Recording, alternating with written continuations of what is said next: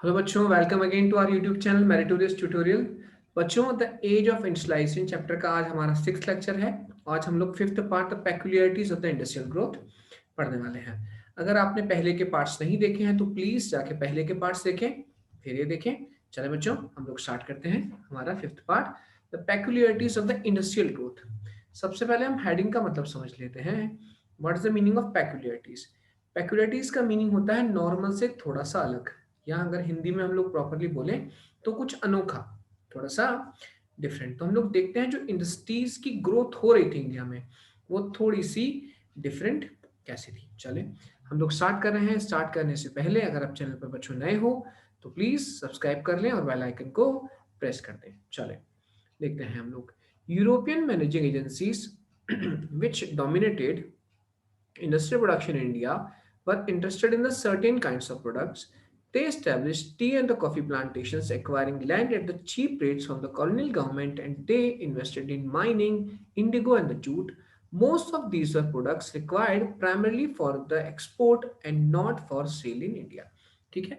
जो एजेंसीज हम लोगों ने लास्ट क्लास में पढ़ा था कि जो एजेंसीज हमारे यहाँ बिजनेस को मैनेज कर रही थी वो सभी चीजों में इंटरेस्टेड नहीं थी, सब चीजों के ट्रेड में। बेसिकली ये ऐसी चीजें देखते थे जिनमें इनका मार्जिन ऑफ प्रॉफिट बहुत ज्यादा हो। जैसे हमने कहा है कि टी और कॉफी की यूरोप में बहुत डिमांड थी। तो यहाँ के किसानों को प्रेशराइज करके जिन चीजों की डिमांड थी, जैसे जूट है, इंडिगो है, वहां भी डिमांड थी। और टी और कॉफी के लोग बड़े बड़े प्लांटेशंस बनाते थे, गवर्नमेंट इनकी थी, तो बहुत चीप रेट पर ये लोग कमी जमीनें एक्वायर कर लेते लेते थे गवर्नमेंट से। ठीक है ना। जो चाय और टी के बागान होते हैं ना, असम में है, हमारे यहाँ इधर केरला कर्नाटका की साइड है। तो ये लोग बड़ी सस्ते रेट पर गवर्नमेंट से जमीनें ले लेते थे और यहाँ प्लांटेशंस लगा देते थे। ठीक है। और किस में इंटरेस्टेड थे ये लोग? माइनिंग में इंटरेस्टेड थे। जो माइन निकाला जाता है अंदर, माइनिंग करके जमीन के अंदर से जो मेटल्स निकालते हैं हम लोग। इंडिगो और जूट में इंटरेस्टेड थे। ये सारे वो प्रोडक्ट्स थे जिनकी डिमांड यूरोप में थी, स्पेशली इनकी इंडस्ट्रीज में। ये सारे प्रोडक्ट्स इंडिया में बेचने के लिए नहीं थे। मैंने कहा यहाँ प्रॉफिट कम था, वहाँ प्रॉफिट इन्हें ज्यादा मिलता था, और इनका मेन मोटिव केवल एक था, प्रॉफिट कमाना। When Indian businessmen began starting up industries in the late 19th century, they avoided competing with the Manchester goods in the Indian market. हम लोग बात कर रहे हैं हमारे यहाँ इंडस्ट्रियल ग्रोथ की पेक्युलरिटीज क्या थी, कुछ डिफरेंट क्या था हमारे यहाँ। तो हमने कहा जब हमारे इंडस्ट्रियल जो इंडस्ट्रियलिस्ट थे, जब उन्होंने इंडस्ट्रीज लगाने के बारे में सोचा, जैसे हम लोगों ने बात की थी लास्ट क्लास में, जो टाटास थे, बिरलास थे, सेठ हुकुमचंद थे, दिनशॉ पैटेट थे, तो ये लोगों ने सीधा, है ना, compete करने से बचना चाहा। इन्हें पता था हम compete कर नहीं पाएंगे ब्रिटिश गवर्नमेंट से, या जो ब्रिटिश गवर्नमेंट की या फैक्ट्रीज लगी हुई हैं, या जो ब्रिटिश व्यापारियों ने फैक्ट्रीज लगाई हुई हैं, उनसे compete नहीं कर पाएंगे। तो हम वो चीजें नहीं बनाते जिनसे उन्हें कंपटीशन हमें फेस करना पड़े, हम कुछ अलग बनाते हैं। तो ये लोग मैनचेस्टर गुड्स, जो ब्रिटेन से शायद थर्ड पार्ट में है, ये देखिए एक बार जाकर, मैनचेस्टर से जो कपड़ा आ रहा था, तो उन्होंने कहा हम उससे कंपटीशन में नहीं पड़ने वाले, क्योंकि हम पता है कंपटीशन में वो तो जीत जाएगा। Since yarn was not an important part of the British imports into India, the early cotton mills in India produced coarse cotton yarn thread rather than fabric. जो बाहर से सामान आता था मैनचेस्टर से, उसमें कपड़ा आता था, धागा नहीं आता था। तो उन्होंने कहा भाई कपड़े में तो प्रोडक्शन, हम लोग कपड़े में तो कंपटीशन दे नहीं पाएंगे मैनचेस्टर को। तो उन्होंने कहा हम लोग धागा बनाना स्टार्ट करते हैं। तो उन्होंने कोरस या मोटा या रफ धागा बनाना स्टार्ट किया। When yarn was imported, it was only the superior quality variety. The yarn produced in India, spinning mills were used by the handloom weavers in the India and exported to the China.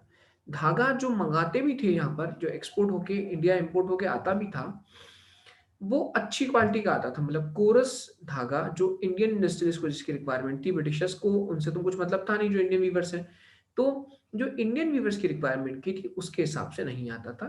तो इन्होंने वो बनाना start किया जिसकी demand India में थी, और इनका धागा चाइना को भी एक्सपोर्ट हो जाता था, वहां पे भी अच्छी खासी डिमांड थी, चाइना में भी, जापान में भी डिमांड थी। By the first decade of the 20th century, a series of change affected the pattern of industrialization. As the Swadeshi movement gathered momentum, nationalists mobilized people to boycott foreign cloth. ठीक है। देखो हम लोगों ने ऊपर एक चीज पढ़ी, भाई दुनिया भर की मशीनें कपड़ा बना रही थी, हमारे यहाँ के व्यापारी धागा बना रहे थे। क्यों? क्योंकि वो कपड़ों के कंपटीशन में पड़ना नहीं चाहते थे। इसलिए इस टॉपिक का ही नाम है the peculiarities of the industrial growth, मतलब कुछ अलग था हमारे यहाँ, कुछ अनोखा था। अब बात करें by the first decade of the 20th century, जब 20th सेंचुरी स्टार्ट हुई, उसका फर्स्ट डिकेड आया, तो बहुत सारे चेंजेस आए जिससे हमारा जो पैटर्न था इंडस्ट्रियलाइजेशन का चेंज हो गया।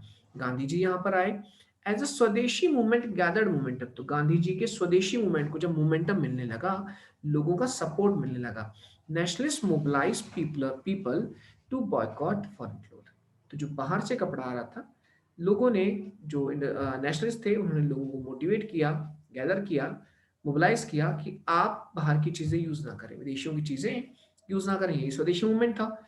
Industrial group organized themselves to protect their collective interest, pressurizing the government to increase tariff protection and grant other concessions। ठीक है, ये तो हो ही रहा था। दूसरी ओर जो इंडस्ट्रियलिस्ट थे, उन्होंने भी अपने आप का एक ग्रुप बनाया और गवर्नमेंट से बात की कि भाई हमारा तो नुकसान हो रहा है, यहाँ हम वहाँ हम लोग माल बेच नहीं पाते, दूसरे जो यूरोपियन कंट्रीज में हमारा माल जा नहीं पाता। क्यों? क्योंकि आपने वहाँ पे इम्पोर्ट ड्यूटीज बढ़ा रखी है। अगर हमारा माल वहाँ एक्सपोर्ट होके जाएगा तो उस पर ड्यूटी बहुत ज़्यादा लगेगी।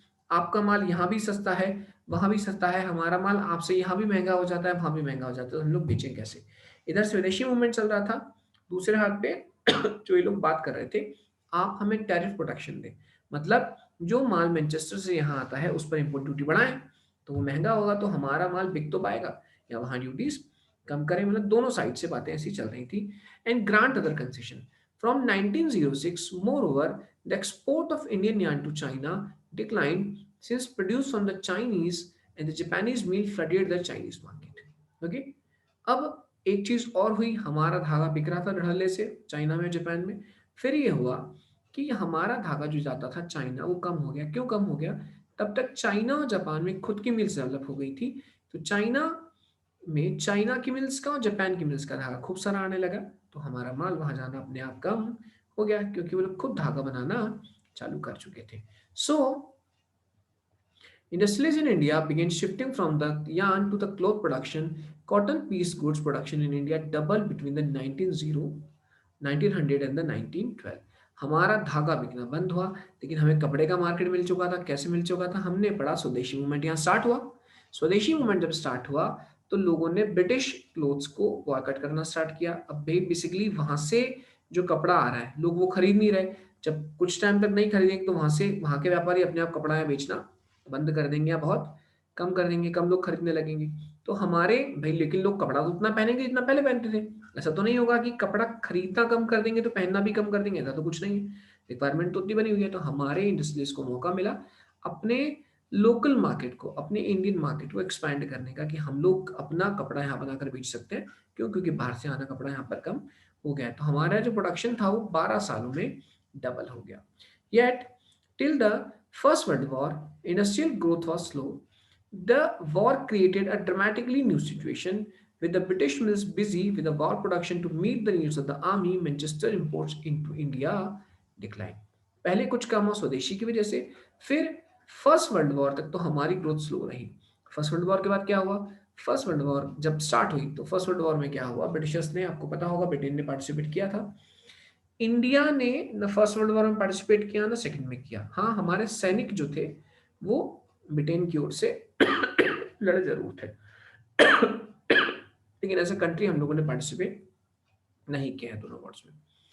अब ये हुआ जब वॉर छिड़ गई, लगभग 5 साल फर्स्ट वर्ल्ड वॉर चली आपका, लगभग 13 to 18। तो जब वॉर चल रही थी तो जब सोल्जर्स की डिमांड बढ़ जाती, कपड़ों को लेकर, पैकेज फूड को लेकर, हथियारों को लेकर, तो वहाँ की जो इंडस्ट्रीज थी, उनकी ड्रेसेस, उनके आर्म्स एंड एम्युनिशन, बूट्स, जो भी चीज़ें रिक्वायरमेंट होती है, तो उनकी जो मिल्स थी, जो उनकी फैक्ट्रीज थी, वो लग गई उनकी डिमांड को पूरा करने में। तो जो मैनचेस्टर से हमारे यहाँ सामान आता था वो और आना कम हो गया।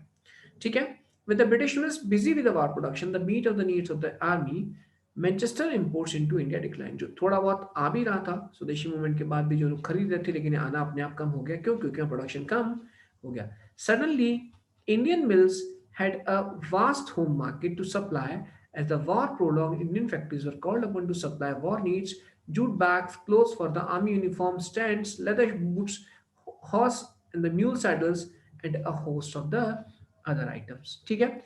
तो इंडियंस को अपने आप पूरा खुला हुआ मार्केट मिल गया, खुला मैदान मिल गया कि करो प्रोडक्शन दम से, क्योंकि रिक्वायरमेंट तो अब अपने आप पैदा हो गई है। लेकिन वॉर लंबी चली, तो ब्रिटिश इंडस्ट्रीज जो थी, ब्रिटिश इंडस्ट्रीज अपनी वॉर नीड्स को खुद पूरा नहीं कर पा रही थी, तो उन्होंने इंडियन जो बिजनेसमैन थे उनको ऑर्डर देना स्टार्ट किए। किन चीज़ों के? जैसे हमने बताया आपको, जूट बैग्स है, क्लोथ्स हैं, आर्मी यूनिफॉर्म्स हैं, टेंट्स हैं, लेदर बूट्स हैं, इन सबकी रिक्वायरमेंट वॉर में थी। और भी चीज़ें, horse and the mule saddle है, जो वो घोड़े के ऊपर रखा जाता है, एक सैडल जिस पर हम लोग बैठते हैं, सामान रखते हैं, सैडल बोलते हैं उसे। And the host of other items, और भी चीज़ें। तो मतलब इंडियंस को बड़ा मज़ा आ गया, मज़ा आ गया, मतलब इंडियन इंडस्ट्रीज के लिए मौका आ गया कमाने का। अपने मार्केट के लिए तो कंपटीशन रहा नहीं, बाहर से माल आना ऑलमोस्ट खत्म हो चुका, कुछ स्वदेशी की वजह से, फिर कुछ फर्स्ट वर्ल्ड वॉर की वजह से। इवन हमें मौका मिल गया हमारा माल बाहर बेचने का। वो हमसे खुद बोल रहे हैं, प्रोड्यूस करके हमें दो, हमें रिक्वायरमेंट है, तो हमें तो भैया किसी व्यापारी को कमाने का मौका मिलेगा तो उसे तो अच्छा ही लगेगा। न्यू फैक्ट्रीज और सेटअप, नई नई फैक्ट्री सेटअप की जाने लगी। And the old ones run multiple shift, जो पुरानी थी, अगर वो 2 शिफ्ट में काम करेंगे तो 3 में, अगर 1 में काम करेंगे तो 2 में काम करने लगी। Many new workers were employed and everyone was made to work longer hours. Over the years, over the war years, industrial production boomed. ठीक है, जो लोग वर्कर्स थे, नए नए वर्कर्स हायर किए जाने लगे, जो पुराने थे उनसे बोला गया ज्यादा घंटे काम करो, ज्यादा कमाओ, ओवर टाइम दिया जाने लगा उनको। तो वॉर के ईयर जो थे, लगभग 13 से 18 तक का जो साल था हमारा, मतलब जो समय था हमारा 5 years का, उसमें इंडस्ट्रियल प्रोडक्शन बूम एकदम से तेजी से बढ़ गया। आफ्टर वॉर, फिर वॉर के बाद क्या हुआ? After war Manchester could never capture its old position in the Indian market, unable to modernize in the compete with the US, Germany and Japan, the economy of Britain crumbled after the war। ठीक है, जब war खत्म हुई, फिर से उन्होंने कोशिश की कि इंडियन मार्केट्स पे कब्जा करें, लेकिन तब तक ब्रिटिशर्स थोड़े कमजोर भी हो गए थे। क्यों? क्योंकि हम लोगों ने भी जो अपनी स्वदेशी की डिमांड थी वो भी तेज कर दी थी, अपनी इंडिपेंडेंस की डिमांड भी तेज कर दी थी। अगर आपने चैप्टर पढ़ा हो, industrialization, sorry, nationalism in India, अगर आपने नेशनलिज्म इन इंडिया पढ़ा हो, तो आप लगभग ये देखेंगे, ये वो टाइम था जब गांधी जी फोर्सफुली, या गांधी जी कहना चाहिए, पूरे मोमेंटम में आ गए थे अपने काम करने के। जो आपका रॉलेट सत्याग्रह उन्होंने लॉन्च कर दिया था 1919 में, तो गांधी जी का भी पावर बढ़ रही थी, लोगों में भी जागरूकता आ रही थी, ब्रिटिशर्स को भगाना है यहाँ से, तो ब्रिटिशर्स यहाँ कमजोर हुए। अब तो जो मैनचेस्टर था उस तरीके से अपनी पोजीशन नहीं बना पाया जिस तरीके से पहले उसकी पोजीशन थी, और यहाँ पर इन 5 सालों में इंडियन इंडस्ट्रीज ने काफी सारा व्यापार अपना फैला लिया था। ठीक है, और इंटरनेशनल मार्केट में अगर हम बात करें तो यूएस है, जर्मनी है, जापान है, इन सब ने उसे बहुत कड़ी टक्कर दी। ये लोग एडवांस होते गए, ब्रिटेन नहीं हो पाया, तो ब्रिटेन की जो इकोनॉमी क्रम्बल, एकदम बहुत ज़्यादा नुकसान में चली गई। Cotton production collapse and the exports of the cotton cloth from the Britain fail dramatically. जो कॉटन प्रोडक्शन था कोलैप्स हो गया, बिल्कुल बैठ गया, और जो एक्सपोर्ट्स थे कॉटन क्लॉथ के ब्रिटेन से, जो दूसरे देशों को भेजता था, वो बहुत कम हो गए। विद इन द कॉलोनीज, जो ब्रिटिशर्स की कॉलोनी थी जैसे कि हम थे, local industries gradually consolidated, consolidate मतलब होता है मजबूत करना।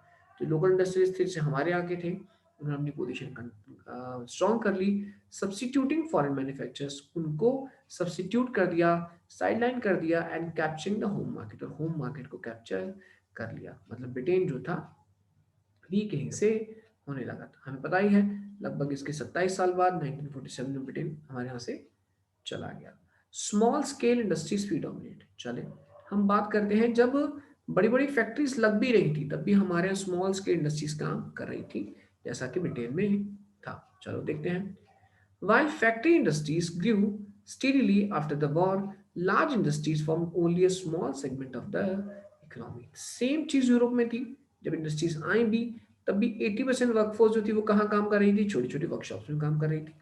ठीक है, most of them, about 67% in the 1911 were located in the Bengal and the Bombay। ठीक है, मतलब अभी भी जो प्रोडक्शन था ज्यादातर वो छोटी छोटी वर्कशॉप में हो रहा था, कुछ फैक्ट्रीज में हो रहा था काम। और जो फैक्ट्रीज थी वो भी कहाँ थी? बंगाल और बॉम्बे में ज़्यादा थी। मतलब जितनी फैक्ट्रीज हमारे यहाँ थी, अगर हम मान के चलते हैं 100 हमारे यहाँ है फॉर एग्जाम्पल, तो उनका 67% या 67, 100 का 67% कितना होगा? 67 होगा। तो 67 जो थी 1911 में, वो बंगाल और बॉम्बे में ही लोकेटेड थी। Over the rest of the country small scale production continue to predominate. बाकी पूरे देश में अभी भी जो था प्रोडक्शन वो छोटे लेवल पर ही हो रहा था, Only a small proportion of the total industrial labor force worked in the registered factories, 5% in the 1911, 10% in the 1931. The rest worked in the small workshops and the household units often located in the alleys and the bylanes invisible to the passerby. अगर हम बात करें government data की तो 1911 में 1911 में केवल 5% लोग जितनी लेबर थी हो सकता है ज़्यादा हो कुछ लेकिन ये डेटा है पूरा डेटा गवर्नमेंट के पास एकदम से एग्जैक्ट नहीं रहता है तो 5% जो लोग थे वो रजिस्टर्ड फैक्ट्रीज में काम कर रहे थे 1911 में और 1931 में 20 ईयर्स आफ्टर भी केवल ये कहाँ पहुंचा डेटा 10% मतलब 90% अकॉर्डिंग टू गवर्नमेंट मैंने कहा भाई थोड़ा बहुत डिफर हो सकता है गवर्नमेंट 10 बोल रही है तो मैक्सिमम मान लो 20 होगा मैक्सिमम एटमोस्ट तो फिर भी 80 to 90% वर्कर जो था अभी भी कहाँ काम कर रहा था छोटी छोटी वर्कशॉप्स में आपने घरों में आपने गाँव में बैठकर काम कर रहा था कपड़ों का ही है ना The rest workers in the small workshops or the household units often located in alleys in the bylanes गलियों में है ना घरों में individual to the passerby अगर आप घर से वहां से निकल भी जाएं तो आपको बताना पड़ेगा कि यहाँ कोई छोटा मोटा वर्कशॉप रन हो रहा है अब क्यों चल रहा था ये जब फैक्ट्रीज आ भी गई हमने वहां देखा था अगर यूरोप का अगर याद हो तो हमने कहा भाई वहाँ ऐसी चीज़ों की डिमांड थी जो अमीर लोग थे पैसे वाले लोग थे वो उन चीज़ों की डिमांड करते थे जो सबके पास ना हो मशीन्स बनाते हैं यूनिफॉर्म गुड्स ठीक है स्टैंडर्डाइज एक जैसी चीज़ है ना आप अगर किसी बड़े मॉल में जाएंगे या किसी बिग बाजार लाइक या वी मार्ट में जाएंगे तो आपको देखेंगे 50 टी शर्ट रखी होंगी एक जैसी ऑब्वियसली 50 लोग खरीद के जाएंगे 50 लोगों के पास सेम टी शर्ट्स हो जाएंगी कई बार आप लोगों को सड़क पे भी टकरा जाते लोग होंगे लोग कि भाई जैसी टी शर्ट मैं पहना हूँ वैसी टी शर्ट इसके पास भी है सेम ठीक है ना तो लेकिन जो बहुत रिच लोग हैं वो इन चीज़ों को पसंद नहीं करते कि जैसी चीज़ मेरे पास हो वो दूसरे के पास भी हो तो वो ऑर्डर टू मेड बनवाएंगे उस समय की हम लोग बात कर रहे हैं In fact, in some instances, handicraft productions actually expanded in the 20th century. This is a true even in the case of handloom sector that we have discussed.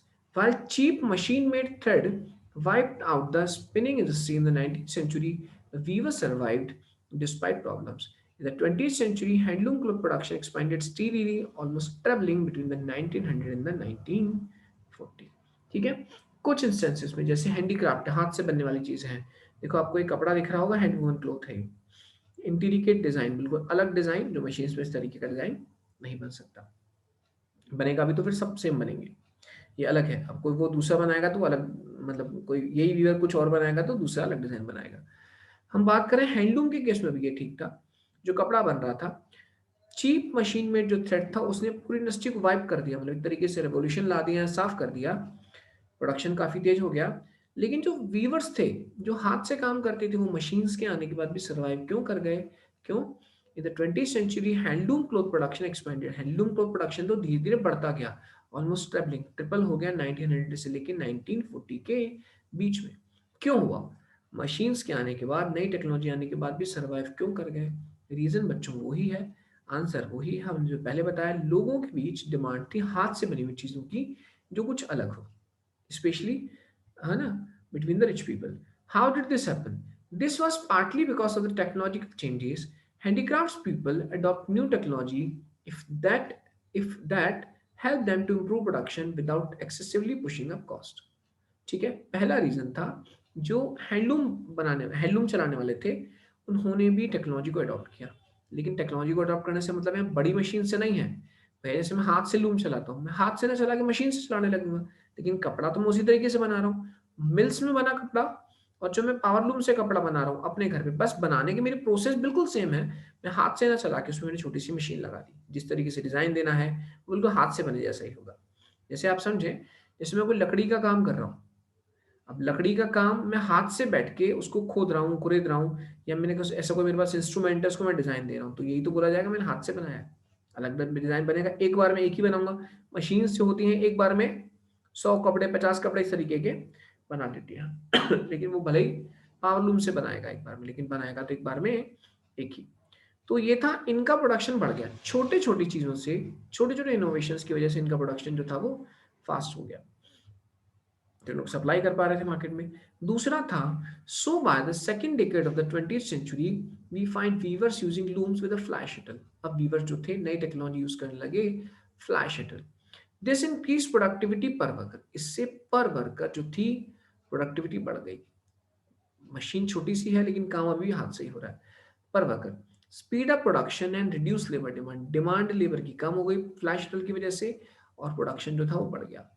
By 1941, over 35% of the handlooms in India were fitted with the flash drill. 1941 तक आते आते 35% जो handlooms थे उन्होंने flash drill लगवा ली।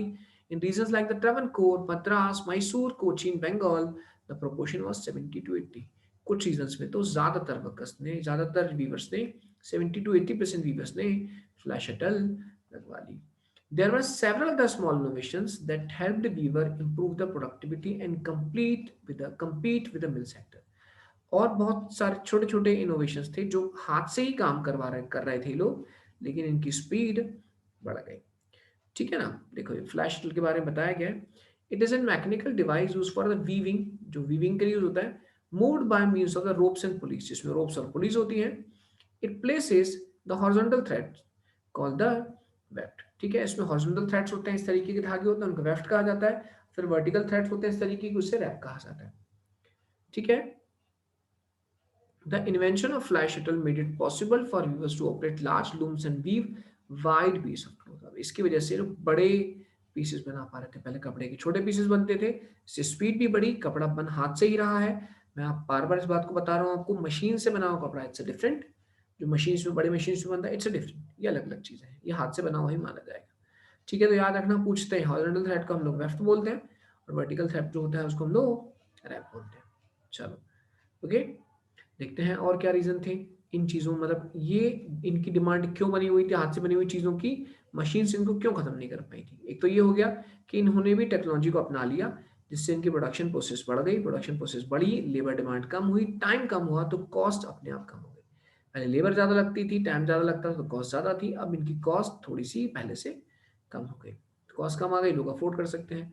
फिर है certain group of viewers were in the better position than others survive others to survive the competition with the mill industries.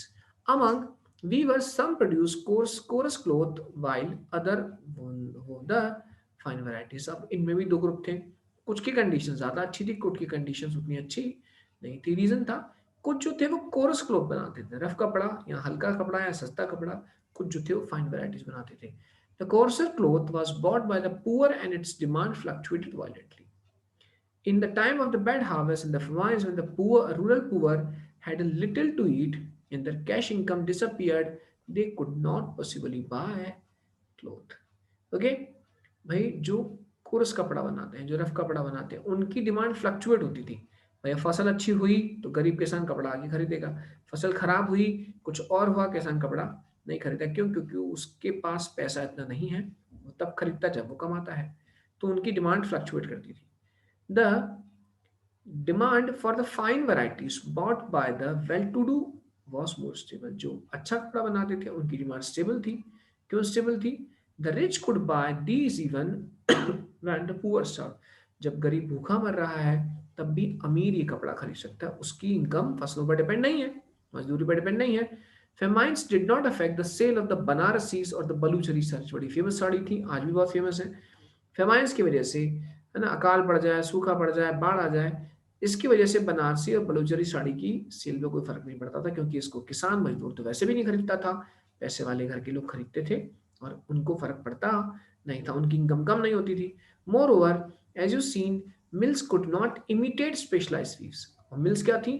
Special चीजों को इमिटेट नहीं कर सकती। स्पेशल मतलब जो हाथ से बनी हुई चीजें हैं, मिल्स उनको सेम वैसा का वैसा नहीं बना सकती, जिनकी डिमांड अमीरों के बीच थी। Sari with the woven borders or the famous lungis and the handkerchiefs of the Madras could not easily displaced by the mill production. जैसे कुछ स्पेशल साड़ी जिनके बॉर्डर्स जो होते हैं स्पेशली बनवाए जाते थे ऑन डिमांड, इस तरीके का बनाया जाए, इस तरीके का बनाया जाए। उस समय एरिस्टोक्रेट्स भी बहुत थे, जमींदार बहुत थे, राजघराने होते थे, तो वो लोग स्पेशली कपड़े बनवाते थे अपने लिए। ठीक है, जैसे फिर बता रहे हैं फेमस लुंगी और हैंकरचीफ्स है, रुमाल है, लुंगीज हैं मद्रास की, ये मशीन से नहीं बन सकती थी और इनकी डिमांड कम नहीं होती थी। जो इनको बनाते थे वो अच्छी पोजीशन में थे। Weavers and the other craft people who continued to expand production throughout the 20th century did not necessarily prosper. लेकिन ध्यान रखना जो प्रोडक्शन कर रहे थे ये सब लोग प्रॉस्पर या पैसे वाले या खूब अच्छा नहीं कमा रहे थे. They lived hard lifes. हमने कहा दो तरीके के थे, एक गरीबों के लिए कपड़ा बना रहे हैं, एक अमीरों के लिए बना रहे हैं. दे लिव हार्ड लाइफ, उनकी लाइफ बड़ी हार्ड थी. वर्क लॉन्ग आवर्स, घंटों उन्हें काम करना पड़ता था. Very often the entire household including all women and children had to work at the various stage of production process. पूरी की पूरी फैमिली इनकी अलग अलग प्रोसेस में लगी होती थी. But they were not simply remnants of the past time. लेकिन ये लोग केवल रिमेनेंट्स नहीं थे, मतलब बचे हुए या बचे कुछ नहीं थे जो बस समय बीत गया है, मशीन से बनता हुआ कपड़ा देख रहे हैं और कुछ नहीं कर पा रहे हैं. ये लोग ऐसे नहीं थे. In the age of factories में ये भी फैक्ट्रीज के संग कदम से कदम मिलाकर चल रहे थे. Life and the labour was a integral part two the process of installation. इनकी लाइफ जो थी वो इंटीग्रल प्रोसेस का पार्ट थी इंस्टॉलेशन की, जिसको आप अलग नहीं कर सकते. बच्चों, ये टॉपिक भी हमारा कंप्लीट हो गया. अब लास्ट टॉपिक बचा है हमारा 6 मार्केट फॉर गुड्स. हम लोग इसे नेक्स्ट क्लास में कवर करेंगे. बच्चों, अच्छे से रीड करिएगा. एक बार लेक्चर देखने के बाद रीड जरूर करिएगा. कुछ प्रॉब्लम हो तो कमेंट करके मुझे बताइएगा. अपने फ्रेंड्स के साथ शेयर कीजिएगा. मिलते हैं बच्चों नेक्स्ट क्लास में.